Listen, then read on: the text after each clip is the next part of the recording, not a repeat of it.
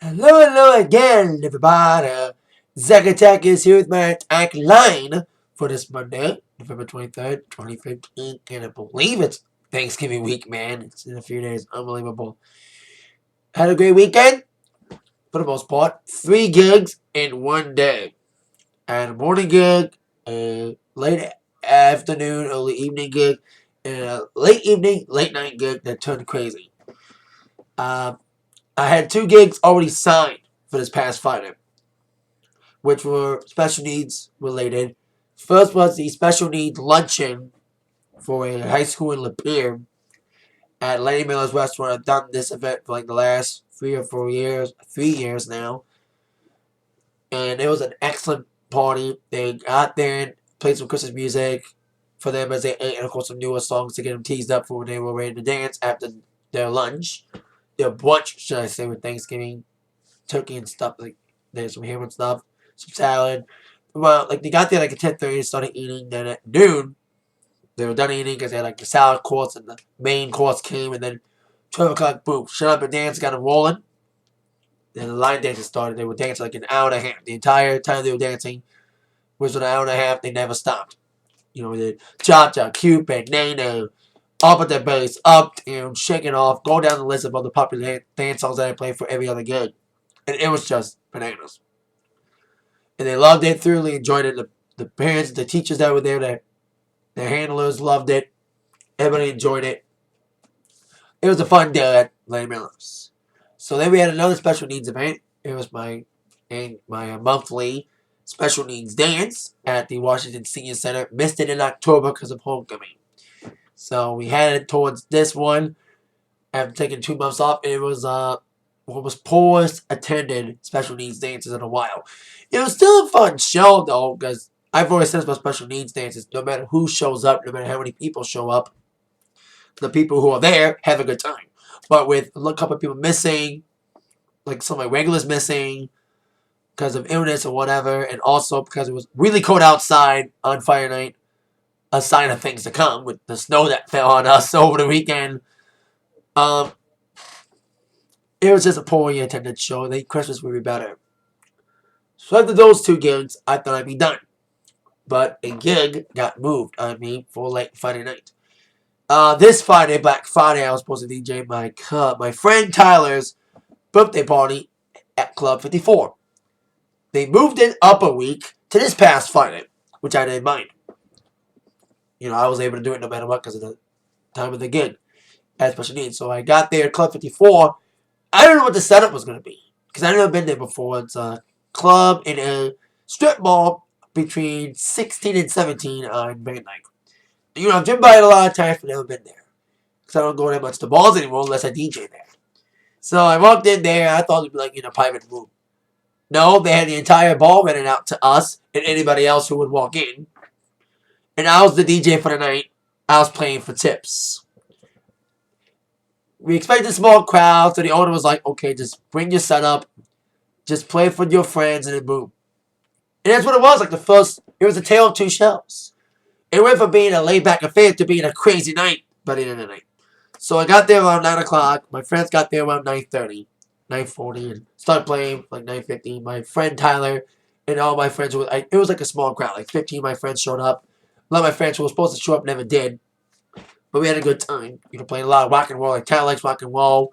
But Amanda, who's his wife, who put this party together, she likes rap. And we got into an impromptu karaoke sing-along to NSYNC and Backstreet Boys. Then we got back into the vibe and rock stuff. Sneak some rap in.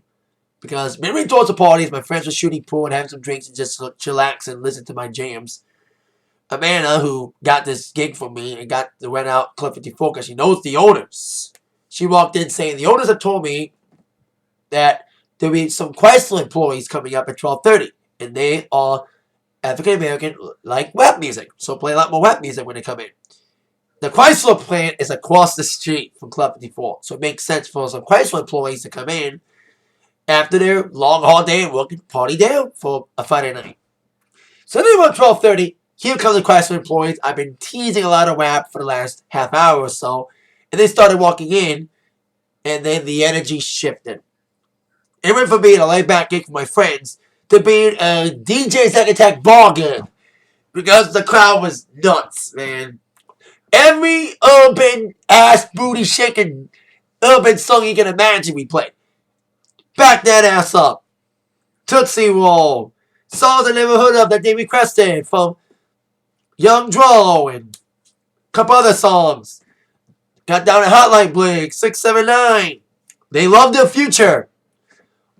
Like, it felt like being at Wilkinson Middle School, but they were adults instead of middle school kids. Going nuts for the urban songs. At least I've had experience, not only DJing in Wilkinson, but when I used to DJ at Cabo Wabo. About 9 years ago, my very first ball ever. There was a lot of people wanting that urban music. And it was just great. We partied to like 3. You know, I was there from 9 to 12 for my friends, and at 12:30, the Chrysler employees came in. We partied till 3. That's how crazy it got. It was bananas, but they were still pouring shots at 2:45, so it was crazy. They were open that late. It was just crazy. Crazy night with my friends and Chrysler employees. So there you go. Saturday was a good day. I was supposed to have a gig, but got snowed down on me. But great day for Romeo High School.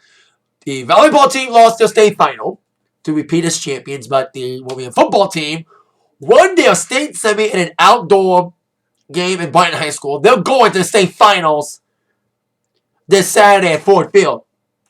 We were supposed to have a celebration for the volleyball team, but it got snowed out, so we're having a double celebration party for both the great seasons of both volleyball and football Saturday at the high school. So it's going to be awesome. As well as a private football party in Rochester Hills. I was supposed to do a surprise Sweet 16 party, but that got canceled. But I had this other gig on standby. So I got 2 gigs on Saturday. Cannot wait for them. And a great weekend this past one. Now with your number ones. Starting with your number 1 movie in America for the weekend. Well, if I was Seth Rogen, I would be disappointed that my movie company decided to have us open up the movie on this weekend. The movie bombed. It tanked. Only made $10 million. Wow. Knowing that the number 1 movie made $100 million.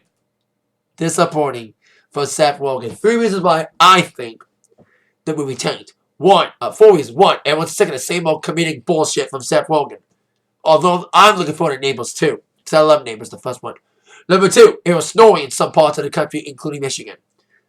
But the 2 biggest reasons why I think the movie tanked. The fact that it was too early for a Christmas movie to come out. Way too early. Should have been out next month instead of this past week. And of course, the number 1 reason why it tanked. Wah, wah, wah, wah. Hunger Games! Mockingjay Part 2 dominated the box office, as we all expected, making $100 million. $100 million. But it failed in comparisons to Part 1, which made $121 million. So some people may call it a disappointment because it didn't make as much money as the previous movies.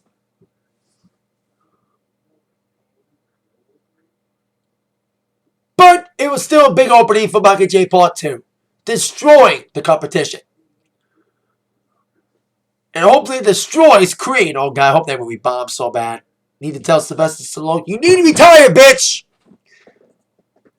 Rocky's dead and you know it. Don't need to revive it anymore. So there you go. After your number 1 movie, here comes the Billboard number 1s. Well, Justin Bieber has his 6th number 1 album in his career. Because he soundtracks and compilations. So he got number 1 with Purpose. Landing at the top. Selling an impressive 300,000 copies. And about a hit single, Sorry, and of course the number 1, What Do You Mean? He announced his tour a few weeks ago. He's got momentum on his side. And even got a lot of hits in the top Hot 100. He has broken the record for the most simultaneous Hot 100 hit. He got 17 songs in the Hot 100 this week because of downloads of the songs from Purpose. Like I said, the most titles that any artist has placed on the chart in a single week. The record, 17 songs in a single week by one artist. He beats the 14 that the Beatles had in 64. And then Drake had on March 7th and October 17th. this year. So big week for Bieber. But he didn't top the Hot 100 as well as Adele remains number one for the fourth week in a row with Hello, with 25 coming out this past Friday. I don't like Hello, but I heard snippets of the other songs. Way better than Hello. Way better. Of course, next week, Adele is set to debut at number one on the Billboard Top 200. Yeah, that's no shit. But now they're saying that Adele's album could have the biggest opening sales in 15 years. Yep, she's on track to break the long-standing 2.4 million copy first week marked by NSYNC back in that long year 2000. No one sold a 2 million in a week before since NSYNC. Not even Taylor could sell 2 million a week. But Adele can. She just transcends generations. Especially with this statistic. She sold 2.3 million album sales, pure album sales, in 3 days. So she's definitely on track to break the record. She may sell almost 3 million in a week. That's also including iTunes downloads, which she sold 900,000 downloads in the first day, breaking a record on iTunes for one-day sales. So it's going to be a big week for Adele. She was on SNL Saturday. So the biggest week of Adele's career with her album coming out and probably going to debut number one is going to get even bigger as she's set to break the NSYNC one-week sales record that's been held for 15 years.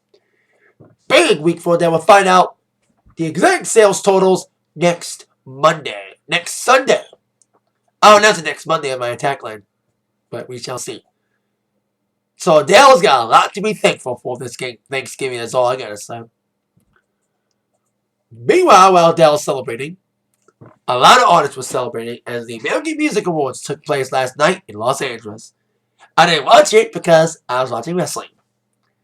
Lots of big winners, including One Direction, winning some of their final awards before the hiatus, winning Artist of the Year, Best Pop Duo or Group,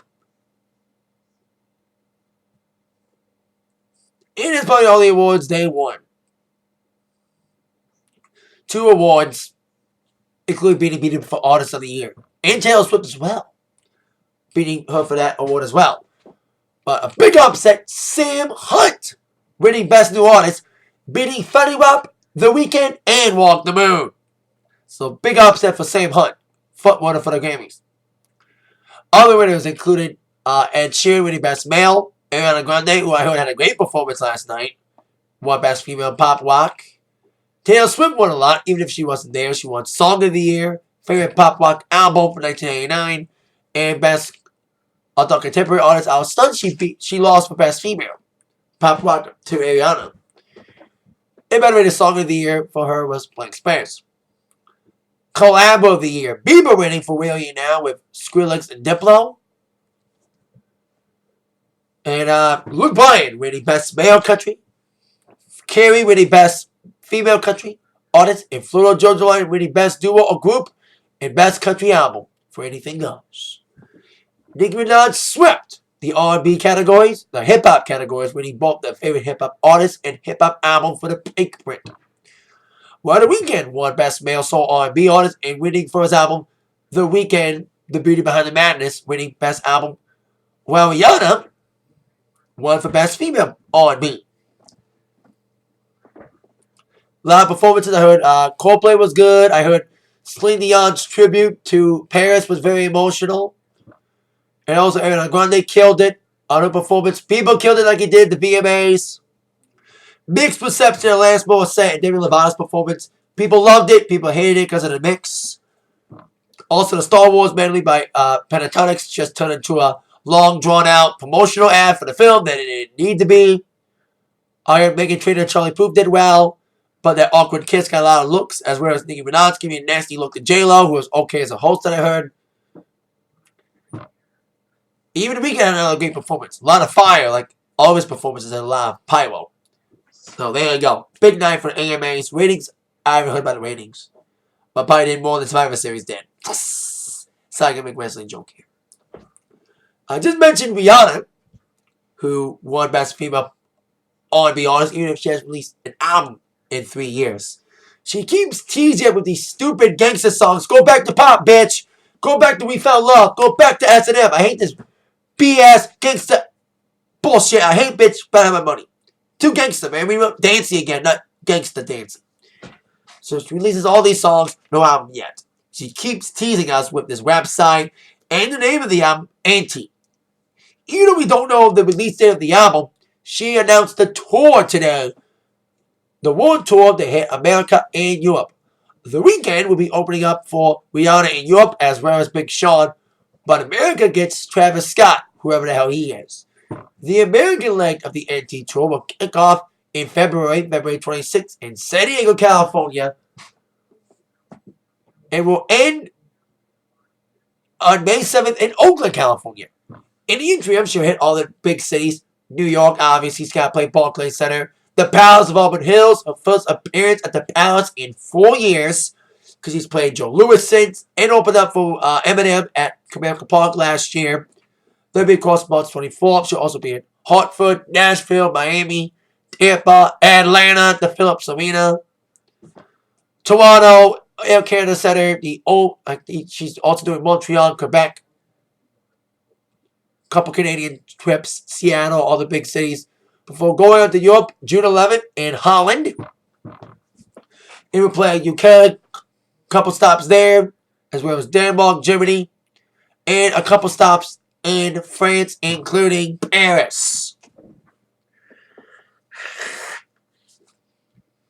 So there you go. Rihanna going on the anti-war tour next year. Speaking of shows in Paris, especially those that had to be postponed, U2 has finally announced the rescheduled dates of their Paris stops of their Innocence and Experience tour. They are in the ongoing process of playing their hometown shows 4 nights in Dublin, Ireland, starting tonight. That was supposed to be the last shows of the tour until the tragedies in Paris happened, the big bombings and shootings that killed a lot of people, sadly, at a concert. Pray for Paris again. No matter what political side you're on, it's still sad. Forcing U2 to postpone both their Paris shows, that one of them was supposed to be broadcasted on HBO. Well, the broadcast and the dates have been rescheduled. The 2 shows will be rescheduled for December 6th and 7th at the same place they were supposed to be, at the Accor Hotels Arena in Bercy. And that the HBO broadcast has been rescheduled for December 7th. Now the final night of U2's tour. Adds more emotion to it. You know, it's an HBO broadcast. It's the final night of U2's tour. And it's in Paris following the horrific attacks. U2, like I mentioned when they postponed these dates about a week ago, the bottle said playing Paris would be like playing MSG after 9/11. Very emotional and more powerful than any other show before. Just the energy is going to be amazing. Especially now that second show will be in for HBO, and the final show of the tour will add way more emotion to it. And Bono released a fuller statement today, saying that so much that was taken from Paris on the tragic night of November 13th is irreplaceable. For one night, the killers took lives, took music, took peace of mind, but they couldn't take the spirit of that city. It's a spirit that our band knows well, and will try to serve when we return for the postponed shows on December 6th and 7th. We're going to put on our best for Paris. So there you go. U2 reschedules their shows in Paris, as the HBO broadcast will now take place on Monday, December 7th, the absolute final night of the U2 Innocence and Experience tour. So there you go. With that, thank you for watching my Atakline today. With that in mind, you've been attacked by the news from Zach. See you later. Yeah.